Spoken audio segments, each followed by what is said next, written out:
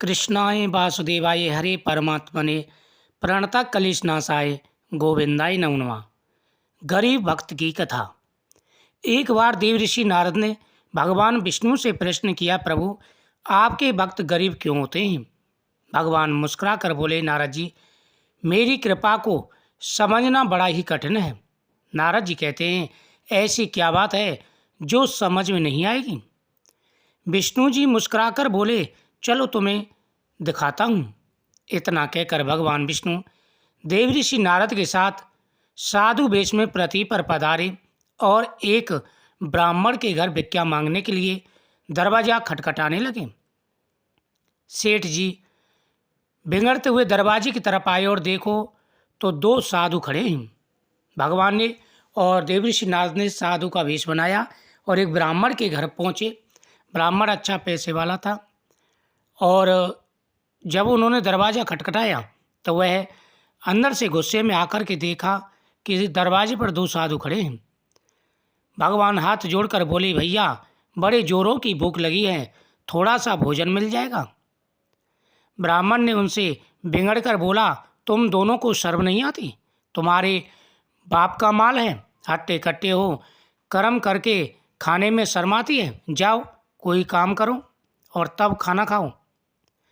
देव ऋषि नारद जी बोले, देखा प्रभु, ये आपके भक्तों और आपका निरादर करने वाला ये सुखी प्राणी है, इसको अभी श्राप दीजिए। नारद जी की बात सुनते ही प्रभु ने उस सेठ ब्राह्मण को और अधिक धन संपत्ति बढ़ाने वाला वरदान दे दिया। अब देव ऋषि नारद ने कहा, प्रभु देखिए ये पैसे के अपमान में कितना अंधा हो रहा है, दरवाजे पर आए हुए साधुओं की भी इज्जत नहीं कर रहा और ये आपका भक्त भी नहीं है। तभी तो ऐसे लोगों के पास जो भक्त नहीं होते उनके पास पैसा ज़्यादा होता है। प्रभु आप इसे दंड दीजिए, श्राप दीजिए। उल्टा भगवान ने उसे संपत्ति बढ़ाने का वरदान दे दिया कि इसकी संपत्ति और बढ़े। देव ऋषि नारद जी देखते रह गए। नारद जी यह देखकर आश्चर्यचकित रह गए। इसके बाद भगवान जी नारद जी को लेकर एक बुढ़िया मैया के घर पधारे।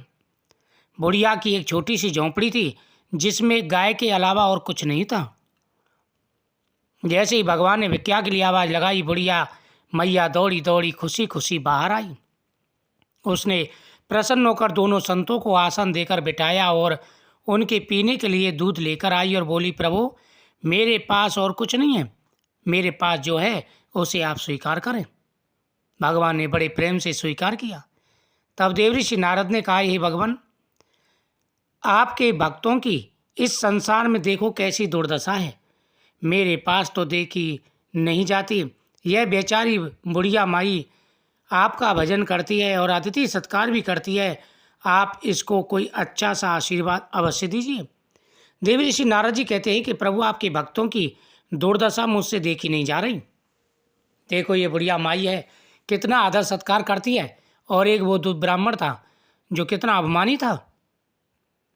भगवान ने थोड़ा सा सोचकर उसकी गाय को मरने का श्राप दे डाला।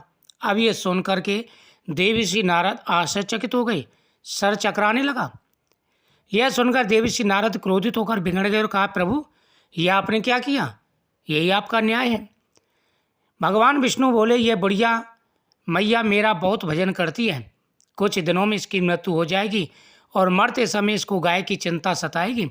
मेरे मरने के बाद मेरी गाय को कोई कसाई ना ले जाकर काट दे, मेरे मरने के बाद इसको कौन देखेगा?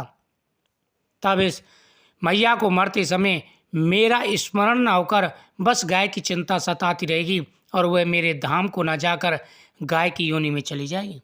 हे देव ऋषि नारद, ये जो बुढ़िया माई है ये मेरी परम भक्त है और अब इसका अंतिम समय आने वाला है, लेकिन इसके पास ये गाय है।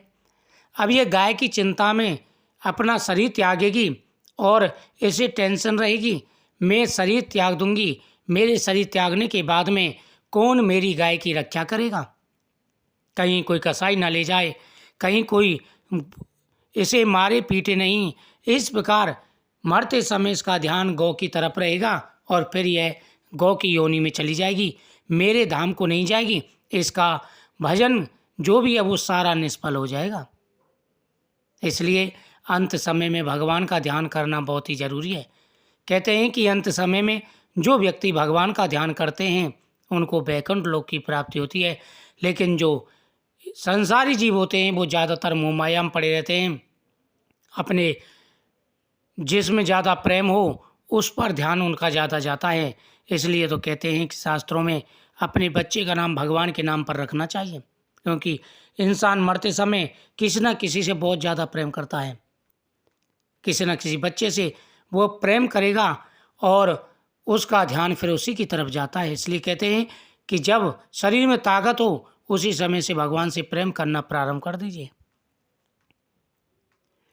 तब इसको मरते समय इसकी चिंता रहेगी। हे नारद, उधर जो ब्राह्मण साहूकार था, जो पैसे वाला था, वह धन बढ़ाने वाला वरदान इसलिए दिया कि मरते समय धन तथा तिजोरी का ध्यान करेगा और वह तिजोरी के नीचे सांप बनकर जीवन व्यतीत करेगा।